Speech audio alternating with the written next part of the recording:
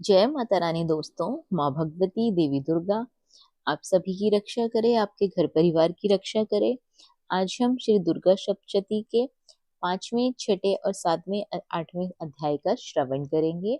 नवरात्रि के चौथे दिन माँ कुष्मांडा स्वरूप की पूजा की जाती है। कुष्मांडा स्वरूप माता का ध्यान करते हुए अध्याय को शुरू करते हैं। हाथों में अक्षत और पुष्प ले लेते हैं। अध्याय को पाठ को शुरू करते हैं।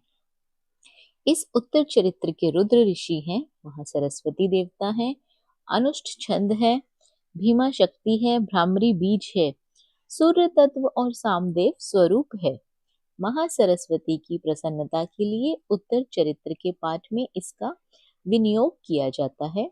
जो अपने कर कमलों से घंटा, शूल, हल, शंख, मुशल, चक्र, धनुष और बाण धारण करती है।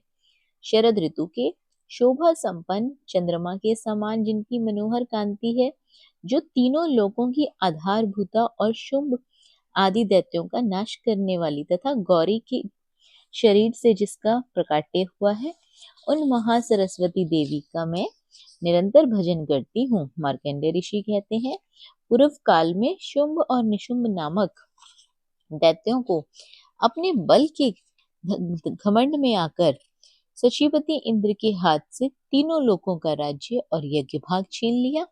वे ही दोनों सूर्य, चंद्रमा, कुबेर, यम और वरुण के अधिकार का भी उपयोग करने लगे। वायु और अग्नि का कार्य भी वे करने लगे। उन दोनों ने सब देवताओं को अपमानित, राज्य भ्रष्ट, पराजित तथा अधिकारहीन करके स्वर्ग से निकाल दिया। उन दोनों महान असुरों से तिरस्कृत होकर देवताओं ने अपराजिता देवी का स्मरण किया और सोचा, जगदम्बा ने हम लोगों को वर दिया था कि आपत्ति काल में स्मरण करने पर मैं तुम्हारी सब आपत्तियों का तत्काल ही नाश कर दूंगी। ये विचार करके देवता गिरिराज हिमालय पर गए और वहां भगवती विष्णु माया की स्तुति करने लगे। देवता बोले, देवी को नमस्कार है, महादेवी शिवा को सर्वदा नमस्कार है, प्रकृति एवं भद्रा को नमस्कार है। हम लोग नियम पूर्वक जगदम्बा को नमस्कार करते हैं, रुद्रा को नमस्कार करते हैं, नित्य गौरी एवं धात्री को बारंबार नमस्कार करते हैं, ज्योत्सनामयी चंद्र रूपिणी और सुख स्वरूपा देवी को सतत प्रणाम करते हैं, शरणागतों को कल्याण करने वाली वृद्धि एवं सिद्धि रूपा देवी को हम बारंबार प्रणाम करते हैं। स्वरूपा आप जगदम्बा को बारंबार प्रणाम करते हैं। दुर्गा, दुर्गापार, सारा, सर्वकारिणी, ख्याति, कृष्णा और धूम्रा देवी को सर्वदा नमस्कार करते हैं। अत्यंत सौम्य तथा अत्यंत रौद्र रूप देवी को हम नमस्कार करते हैं। उन्हें हम बारंबार प्रणाम करते हैं। जगत की आधारभूता कृति देवी को हम बारंबार नमस्कार करते हैं। जो देवी सब प्राणियों में विष्णु माया के नाम से ही कही जाती है, उनको हम बारंबार नमस्कार करते हैं। जो देवी सब प्राणियों में चेतना कहलाती है, उनको हम बारंबार नमस्कार करते हैं। जो देवी सब प्राणियों में बुद्धि रूप से स्थित है, उनको हम प्रणाम करते हैं। उनको हम प्रणाम करते हैं, बारंबार नमस्कार करते हैं। जो देवी सब प्राणियों में शक्ति रूप से स्थित है, उनको हम नमस्कार करते हैं। जो देवी सब प्राणियों में तृष्णा रूप से स्थित है, उनको हम बारंबार प्रणाम करते हैं। जो देवी सब प्राणियों में शांति रूप से स्थित है, उनको हम प्रणाम करते हैं। जो देवी सब प्राणियों में जाति रूप से स्थित है, उनको हम बारंबार नमस्कार करते हैं। जो देवी सब प्राणियों में लज्जा रूप से स्थित है, उनको हम प्रणाम करते हैं। जो देवी सब प्राणियों में श्रद्धा रूप से स्थित है, उनको हम नमस्कार करते हैं, बारंबार नमस्कार करते हैं। जो देवी सब प्राणियों में निधन रूप से, लक्ष्मी रूप से निवास करती है, उन्हें हम बारंबार प्रणाम करते हैं।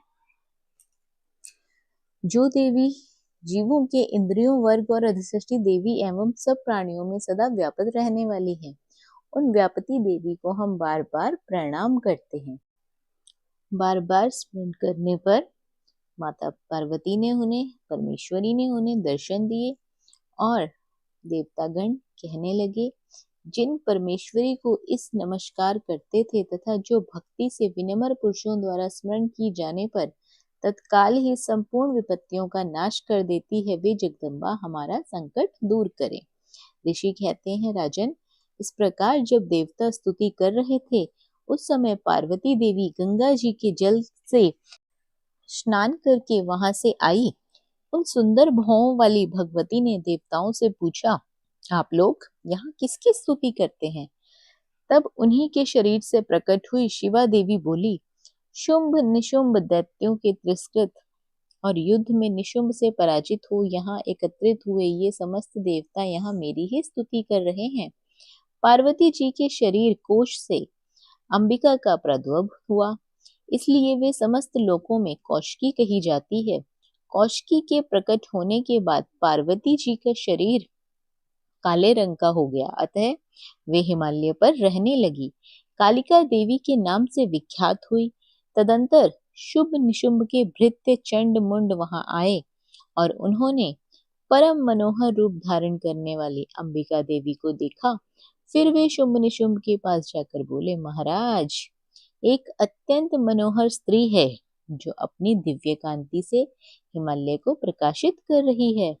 वैसा उत्तम रूप कहीं किसी ने भी नहीं देखा होगा। असुरेश्वर, पता लगाइए वह देवी कौन है और उसे ले लीजिए। स्त्रियों में तो वो रतन है, उसका प्रत्येक अंग बहुत ही सुंदर है तथा वह अपने श्रीअंगों के प्रभाव से संपूर्ण दिशाओं में प्रकाश फैला रही है। दैत्यराज अभी वहां हिमालय पर ही मौजूद है, आप उसे देख सकते हैं। प्रभु, तीनों लोकों में मणि, हाथों और घोड़ों आदि जितने भी रतन हैं, वे सब इस समय आपके घर में शोभा पाते हैं। हाथियों में रतनभूत ऐरावत, ये परिजात का वृक्ष और उच्च श्रवा घोड़ा, ये सब आपके इंद्र से ले लिया है। हंसों से जुता हुआ ये विमान भी आपके आंगन में शोभा पाता है। ये रतनभूत अद्भुत विमान जो पहले ब्रह्मा जी के पास था, अब आपके यहाँ लाया गया है।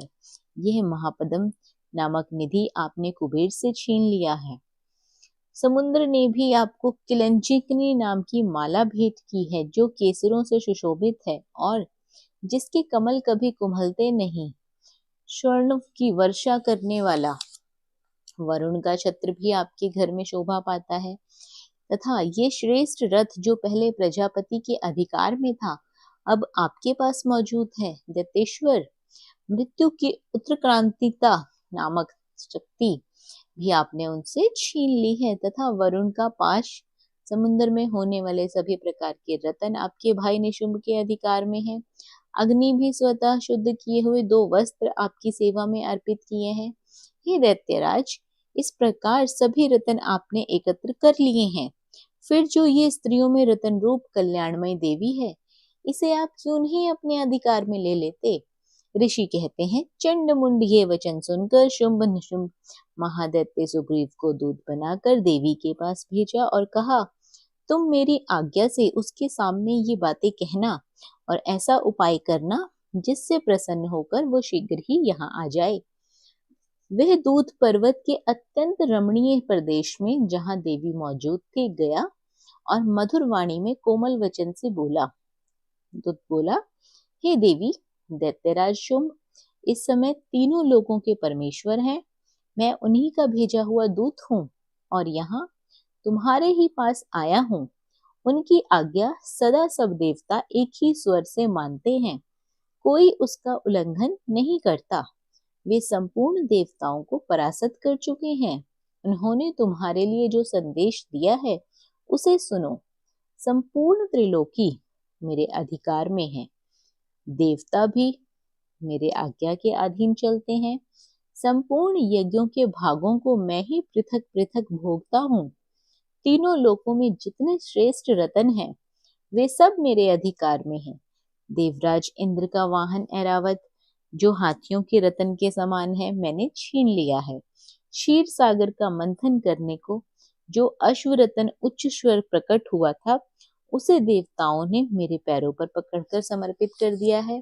हे सुंदरी, उनके सिवा जो इतने भी रतनभूत पदार्थ देवताओं, गंधर्वों और नागों के पास थे, वे सब मेरे ही पास आ गए हैं। देवी, हम लोग तुम्हें संसार की स्त्रियों में रत्न मानते हैं, अतः तुम हमारे पास आ जाओ, क्योंकि रत्नों का उपभोग करने वाले हम ही हैं।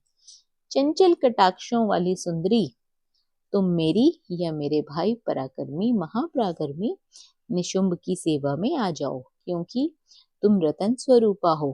मेरा वरण करने से तुम्हें तुलना रहित महान ऐश्वर्य की प्राप्ति होगी। अपनी बुद्धि से ये विचार कर तुम मेरी पत्नी बन जाओ। ऋषि कहते हैं, दूत के यूं कहने पर कल्याणमयी भगवती दुर्गा देवी, जो इस जगत को धारण करती है, मन ही मन गंभीर भाव से मुस्कुराई और इस प्रकार बोली।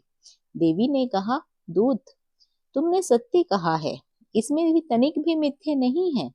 शुंभ निशुंभ तीनों लोकों का स्वामी है और दोनों उसी के समान पराक्रमी भी हैं। किंतु इस विषय में मैंने जो प्रतिज्ञा कर ली है, उसे मिथ्या कैसे करूं? मैंने अपने अल्प बुद्धि के कारण पहले से ही जो प्रतिज्ञा कर रखी है, उसे सुनो। जो मुझे संग्राम में जीत लेगा, जो मेरे अभिमान को चूर्ण कर देगा तथा संसार में जो मेरे समान बलवान होगा, वही मेरा स्वामी होगा। इसीलिए शुंभ और महादैत्य निशुंभ स्वयं ही यहाँ पधारे और मुझे जीतकर शीघ्र ही मेरा पाणी ग्रहण कर लें। इसमें विलंब की क्या आवश्यकता है? दूत बोला, देवी, तुम घमंड में भरी हुई हो, मेरे सामने ऐसी बातें ना करो। तीनों लोकों में ऐसा कौन सा पुरुष है जो शुंभ निशुंभ के सामने खड़ा हो सका है? देवी, अन्य दैत्यों के सामने सारे देवता युद्ध में नहीं ठहर सकते, फिर तुम अकेली स्त्री होकर कैसे ठहर सकती हो? जिन शुंभ आदि दैत्यों के सामने इंद्र आदि सभी देवता भी युद्ध में खड़े नहीं हुए, उनके सामने तुम स्त्री होकर कैसे जाओगी? इसीलिए तुम मेरे ही कहने से शुंभ निशुंभ के पास चली जाओ। ऐसा करने से तुम्हारे गौरव की रक्षा होगी, अन्यथा जब वे तुम्हें केश से पकड़कर घसीटेंगे, तब तुम्हें अपनी प्रतिष्ठा खोकर जाना पड़ेगा। देवी ने कहा, तुम्हारा कहना बिल्कुल ठीक है। शुंभ बलवान है और निशुंभ भी बड़े पराक्रमी हैं, किंतु मैं क्या करूं? मैंने पहले बिना सोचे समझे प्रतिज्ञा कर ली है। अतः अब तुम जाओ, मैंने तुमसे जो कहा है वे सब दैत्यराज से आदर पूर्वक कहना, फिर वे जो उचित जान पड़े। इस प्रकार श्री मार्कंडेय पुराण में सर्वाणिक मनवंतर की कथा के अंतर्गत देवी महात्म्य में देवी दूत संवाद नामक 5वां अध्याय पूरा होता है। भक्तगण, आपने जो पुष्प और अक्षत हाथ में लिए थे, वे देवी कुष्मांडा के चरणों में समर्पित करके माँ का ध्यान करते हुए दोबारा से पुष्प और अक्षत ले लीजिए। अब हम 6वां अध्याय का श्रवण करेंगे। मैं सर्वगेश्वर भैरव के अंक में निवास करने वाली परमोत्कृष्ट पद्मवती देवी का चिंतन करता हूँ। वे नागराज के आसन पर बैठी हैं। नागों के फणों में सुशोभित होने वाली मणियों को विशाल माला से उनकी देहलता उद्भाषित हो रही है। सूर्य के समान उनका तेज है। 3 नेत्र उनकी शोभा बढ़ा रहे हैं। वे हाथों में माला, कुंभ, कपाल, कमल लिए हुए हैं तथा उनके मस्तक में भी अर्ध चंद्र सुशोभित है। ऋषि कहते हैं, देवी का यह वचन सुनकर दूत को बड़ा अमर्ष हुआ और उसने दैत्यराज के पास जाकर सब समाचार विस्तार पूर्वक कह सुनाया। दूत के उस वचन को सुनकर दैत्यराज कुपित हो उठा और दैत्य सेनापति धूम्रलोचन से बोला, धूम्रलोचन, तुम शीघ्र अपनी सेना साथ लेकर जाओ और उस दुष्टा के केश पकड़कर घसीटते हुए उसे बलपूर्वक वहां से ले आओ। उसकी रक्षा करने के लिए यदि कोई दूसरा खड़ा हो तो वह देवता, यक्ष और गंधर्व ही क्यों ना हो, उसे वहीं मार डालना। ऋषि कहते हैं, शुंभ के इस प्रकार आज्ञा देने पर वह धूम्रलोचन दैत्य 60,000 असुरों की सेना के साथ लेकर वहां से तुरंत चल दिया। वहां पहुंचकर उसने हिमालय पर्वत पर रहने वाली देवी को देखा और ललकार कर कहा, अरे तू शुंभ निशुंभ के पास चल। यदि इस समय प्रसन्नता पूर्वक मेरे स्वामी के पास नहीं चलेगी तो मैं बल पूर्वक झोंटा पकड़ के घसीटते हुए तुझे ले चलूंगा। देवी बोली, तुम्हें दैत्यों के राजा ने भेजा है? तुम स्वयं भी बलवान हो और तुम्हारे साथ ये विशाल सेना भी है। ऐसी दशा में यदि मुझे बलपूर्वक ले चलोगे तो मैं तुम्हारा क्या कर सकती हूँ। ऋषि कहते हैं, देवी के यूं कहने पर असुर धूम्रलोचन उनकी ओर दौड़ा। तब अंबिका ने हूं शब्द के उच्चारण मात्र से उसे भस्म कर दिया। फिर तो क्रोध में भरी हुई दैत्यों की विशाल सेना और अंबिका ने एक दूसरे पर तीखे सायों और शक्तियों और फरसों की वर्षा कर दी।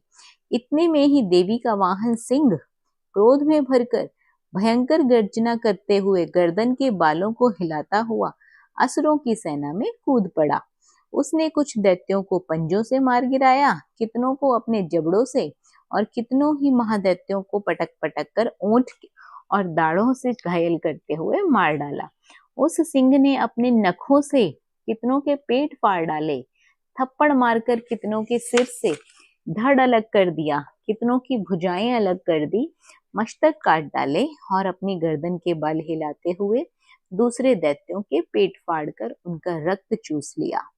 अत्यंत क्रोध में भरे हुए देवी के वाहन उस महाबली सिंह ने क्षण भर में ही असुरों की सारी सेना का संहार कर डाला। शुंभ ने जब सुना कि देवी ने धूम्रलोचन असुर को मार डाला है तथा उसके सिंह ने सारी सेना को सफाया कर डाला है, तब उस दैत्यराज को बहुत क्रोध आया। उसका ओंठ कांपने लगा। उसने चंड और मुंड नामक दो महादैत्यों को आज्ञा दी, हे चंड और हे मुंड, तुम लोग बहुत बड़ी सेना लेकर वहां जाओ।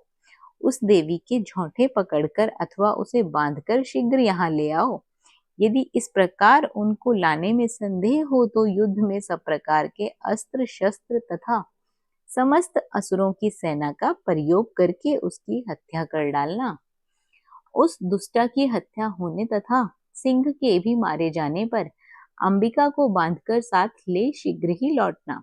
इस प्रकार श्री मार्कंडेय पुराण में सर्वाणिक मनवंतर की कथा के अंतर्गत देवी महात्म्य में धूम्रलोचन वध नामक छठा अध्याय पूरा होता है। दोस्तों, माँ के चरणों में पुष्प अर्पित कर दीजिए और दोबारा से पुष्प लेकर अब हम सप्तम अध्याय का श्रवण करेंगे, चंडमुंड और उनका वध। मैं मातंगी देवी का ध्यान करता हूँ। वे रतन में सिंहासन पर बैठकर पढ़ते हुए तोते का मधुर शब्द सुन रही है। उनके शरीर का वर्ण श्याम है। वे अपना एक पैर कमल पर रखे हुए हैं और मस्तक पर अर्ध चंद्र धारण करती हैं तथा कुम्हार पुष्पों की माला धारण किए हुए वीणा बजाती हैं। उनके अंग में कसी हुई चोली शोभा पा रही है।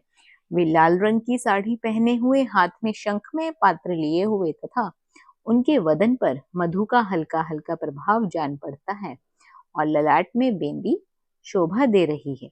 ऋषि कहते हैं, तदंतर शुभ की आज्ञा पाकर वे चंड मुंड आदि दैत्य चतुरांगनी सेना के साथ अस्त्रों शस्त्रों से सुशोभित हो चला।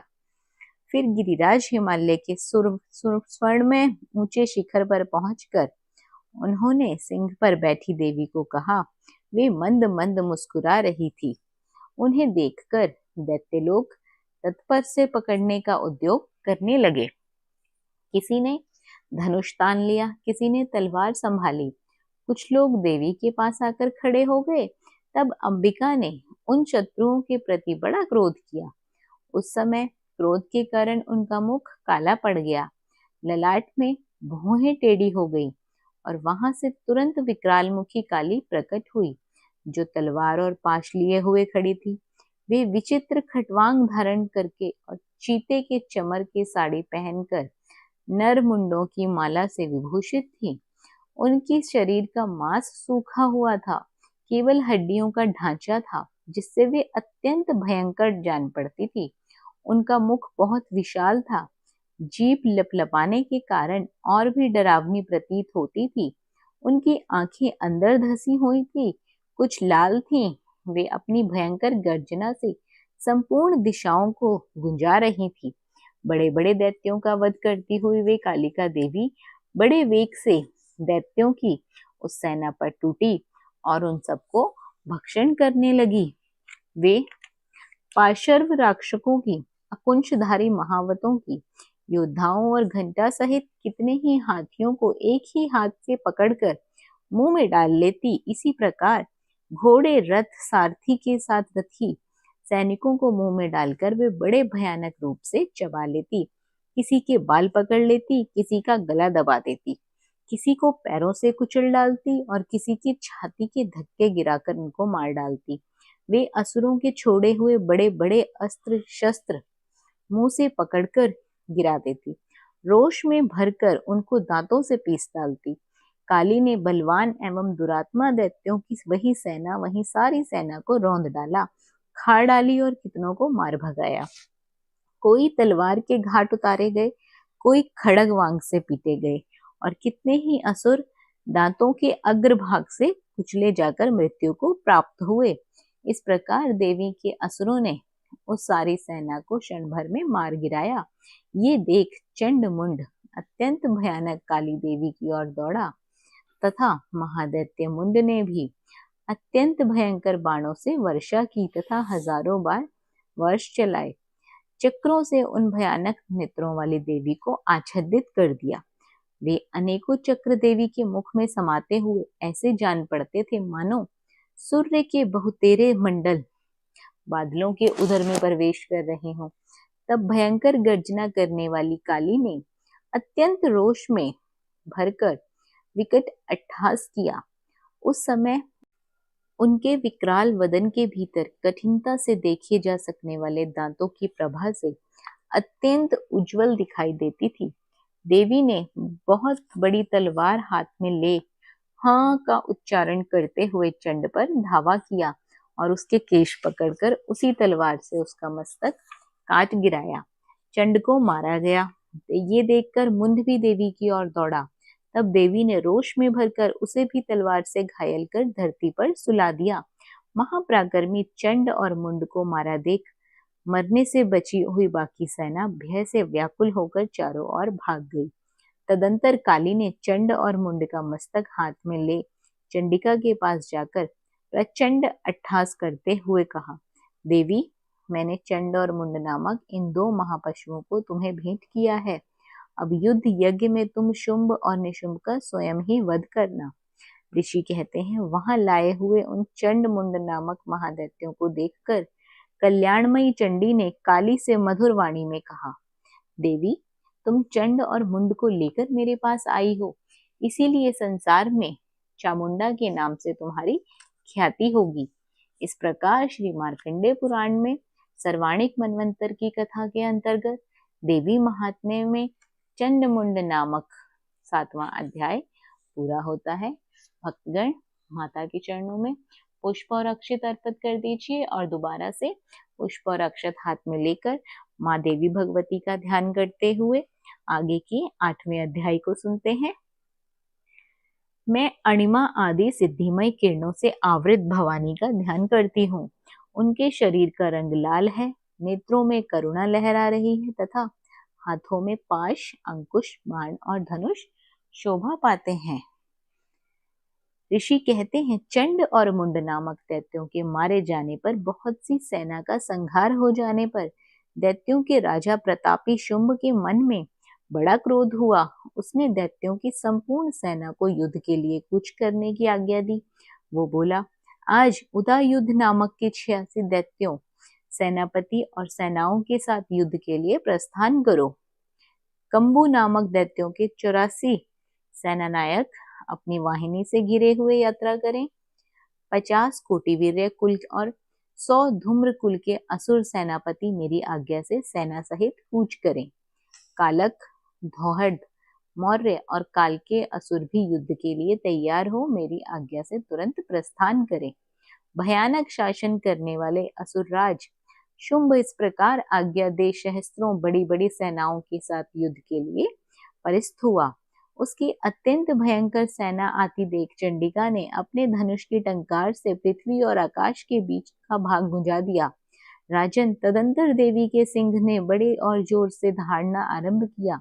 फिर अंबिका ने घंटे के शब्द से उस ध्वनि को और बढ़ा दिया। धनुष की टंकार, सिंह की दहाड़ और घंटे की ध्वनि से संपूर्ण दिशाएं गूंज उठी। उस भयंकर शब्द ने काली और अपने विकराल मुख को और बढ़ा लिया तथा इस प्रकार वे विजयनी हुई।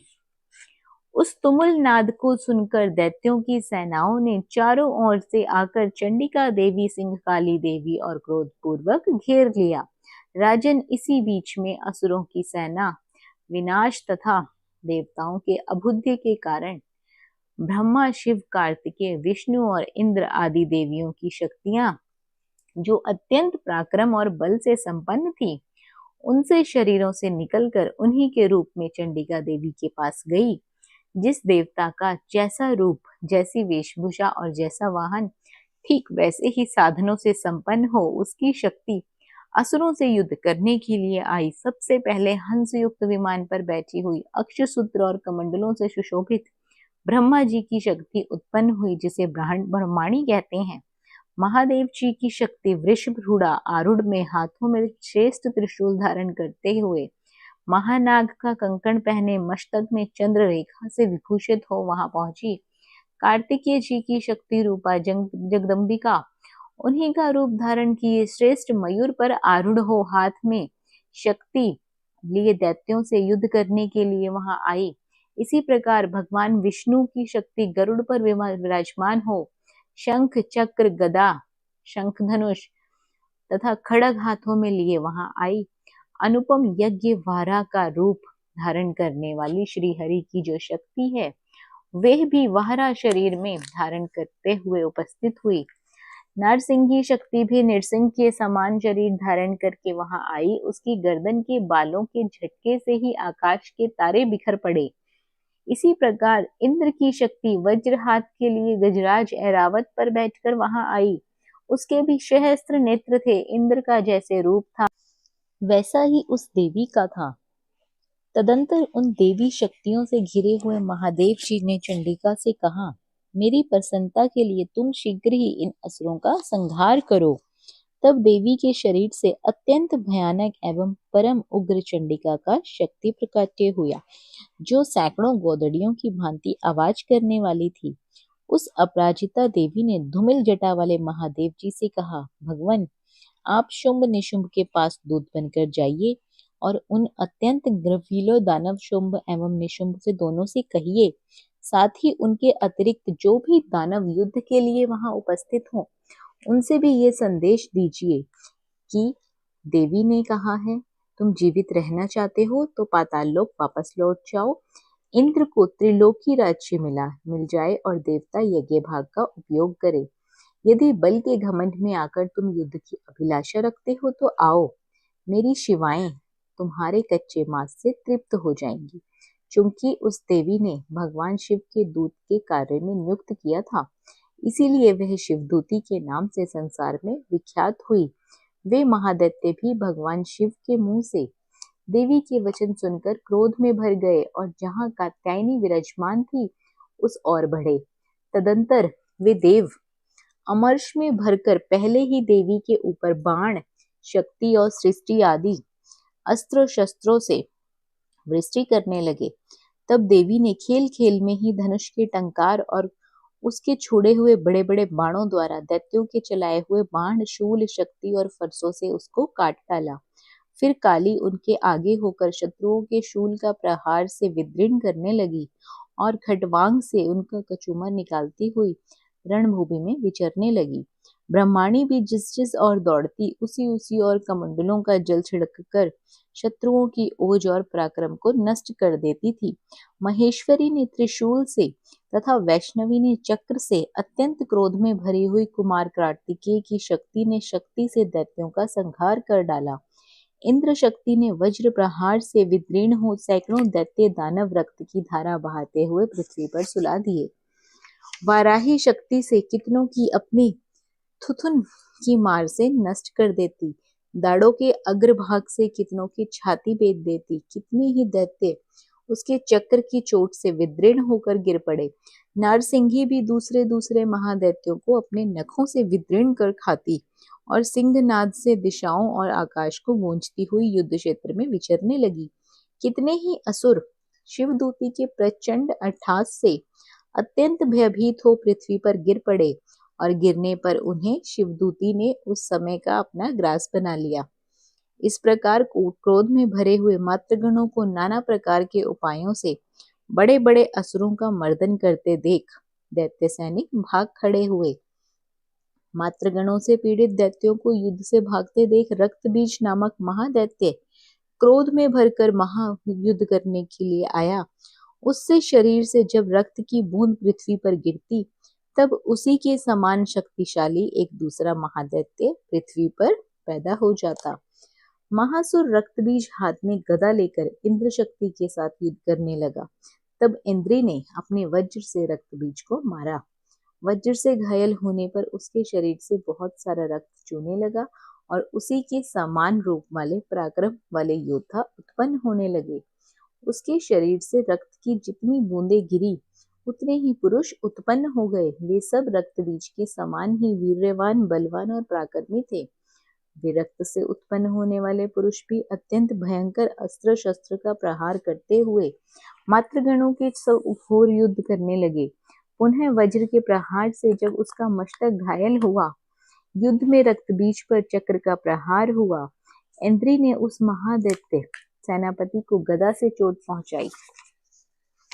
वैष्णवी के चक्र से घायल होने पर उससे शरीर से जो रक्त बहा और उसके बराबर आकार वाले सहस्त्रों महादैत्य प्रकट हुए, उनके द्वारा संपूर्ण जगत व्यापत हो गया। कुमारी ने शक्ति से, वाराही ने खड़ग से, माहेश्वरी ने त्रिशूल से महादैत्य रक्तबीज को घायल किया। क्रोध में भरे हुए उस महादैत्य रक्तबीज ने भी गदा से मात्र शक्तियों को पृथक पृथक कर प्रहार किया। शक्ति और शूल आदि से अनेक बार घायल होने पर जो उसके शरीर से रक्त की धारा पृथ्वी पर गिरी, उससे भी निश्चय ही सैकड़ों असुर उत्पन्न हुए। इस प्रकार उस महादैत्य के रक्त से प्रकट हुए असुरों द्वारा संपूर्ण जगत व्यापत हो गया। इससे उन देवताओं को बड़ा ही डर हुआ। देवताओं को उदास देख चंडिका ने काली से शीघ्रता पूर्वक कहा, चामुंडे, तुम अपना मुख और फैलाओ तथा मेरे शस्त्रपात से गिरने वाले रक्त बिंदुओं और उनसे उत्पन्न होने वाले महादैत्यों को तुम अपने इस उतावले मुख से खा जाओ। इस प्रकार रक्त से उत्पन्न होने वाले महादैत्यों का भक्षण करती हुई तुम रण में विचरती रहो। ऐसा करने से उस दैत्य का सारा रक्त क्षीण हो जाने पर वह स्वयं ही नष्ट हो जाएगा। उन भयंकर दैत्यों को जब तुम खा जाओगी, तब दूसरे नए दैत्य उत्पन्न नहीं हो सकेंगे। काली से यूं कहकर चंडिका देवी ने शूल से रक्त बीज को मारा और काली ने अपने मुख में उसका रक्त ले लिया। तब उसने वहां चंडिका पर गदा से प्रहार किया, किंतु उस गदापात ने देवी को तनिक भी वेदना नहीं पहुंचाई। रक्त बीज के घायल शरीर से बहुत सा रक्त गिरा, किंतु ज्यों ही वे गिरता त्यों ही चामुंडा उसे अपने मुख में ले लेती।